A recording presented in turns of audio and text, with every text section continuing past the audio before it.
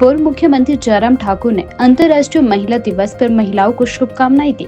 Media से रूबरू होते हुए उन्होंने कहा कि महिलाओं की भूमिका समाज और देश में अत्यंत महत्वपूर्ण है और उनके योगदान को कभी भी नकारा नहीं जा सकता। जयराम ठाकुर ने कहा कि महिलाओं को समान अधिकार और अवसर मिलना चाहिए ताकि वे अपने जीवन में सफलता प्राप्त कर सके और समाज में अपनी जगह बना सके। उन्होंने कहा कि भाजपा महिलाओं के उत्थान के लिए लगातार काम कर रही है और सरकार की योजनाओं का लाभ महिलाओं तक पहुंचाया जा रहा है। उन्होंने सभी महिलाओं को उनके समर्पण, संघर्ष और सफलता के लिए बधाई दी है और उन्हें खुशहाल और समृद्ध भविष्य की शुभकामनाएं भी दी है। शुभकामनाएं देता हूँ। आज हम इस बात को देख रहे हैं कि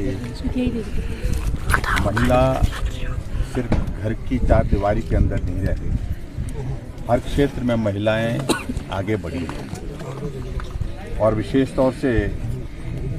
पिछले 10 वर्ष के कार्यकाल में आदरणीय नरेंद्र मोदी जी के नेतृत्व में जहां देश में महिला सशक्तिकरण के लिए जो महत्वपूर्ण योजनाओं की शुरुआत की गई और महत्वपूर्ण योजनाओं के साथ साथ में महिला उत्थान के लिए प्रभावी ढंग से कदम उठाए गए, उसके लिए मैं निश्चित रूप से प्रधानमंत्री नरेंद्र मोदी जी को भी बहुत बहुत बधाई देता हूँ। एक बहुत लंबा विषय चर्चा में रहता था कि महिलाओं की आबादी 50%, लेकिन उनको प्रतिनिधित्व जो है वो उसके अनुरूप नहीं मिलता है और चर्चाएं होती रही, लेकिन उसके बावजूद आदरणीय प्रधानमंत्री नरेंद्र मोदी जी ने ये करके दिखाया कि महिला आरक्षण का बिल 33% का लोकसभा में, राज्यसभा में पारित करके हमारे समक्ष रख दिया और आने वाले समय में महिला प्रतिनिधित्व जो है लोकसभा में, राज्यसभा में और विधानसभा में आपको बहुत बड़ी तादाद में देखने को मिलेगी। और उसके साथ साथ में आज हमें इस बात को लेकर के भी प्रसन्नता है कि महिलाएं आरक्षण के अलावा बिना आरक्षण के भी हर फील्ड में आगे बढ़ी, चाहे वो टेक्नोलॉजी का क्षेत्र है, चाहे वो साइंस का क्षेत्र है, चाहे वो सामाजिक क्षेत्र है, चाहे वो आर्थिक क्षेत्र है। महिलाओं का योगदान उसमें निश्चित रूप से बहुत बड़ा रहा है और इसलिए आदरणीय प्रधानमंत्री जी ने अब की बार ये कहा है कि महिला सशक्तिकरण की दृष्टि से 3 करोड़ लखपति दीदी ये बनाने का लक्ष्य उन्होंने जो अपनी विभिन्न योजनाओं के माध्यम से सुनिश्चित करने का एक तय किया है। मुझे इस बात को लेकर भी प्रसन्नता है कि हिमाचल प्रदेश में भी जब भारतीय जनता पार्टी की सरकार थी, महिला सशक्तिकरण की दृष्टि से हमने अनेकों कदम उठाए थे। अगर प्रधानमंत्री नरेंद्र मोदी जी ने महिलाओं को मदद करने के लिए उज्ज्वला योजना की शुरुआत की थी, तो हमने उस उज्ज्वला योजना को हर घर तक पहुंचाने के लिए प्रयत्न किया और हिमाचल प्रदेश में हमने गृहिणी सुविधा योजना के माध्यम से उस काम को आगे बढ़ाया। और मुझे इस बात की भी प्रसन्नता है कि हिमाचल प्रदेश में हमारी भारतीय जनता पार्टी की सरकार ने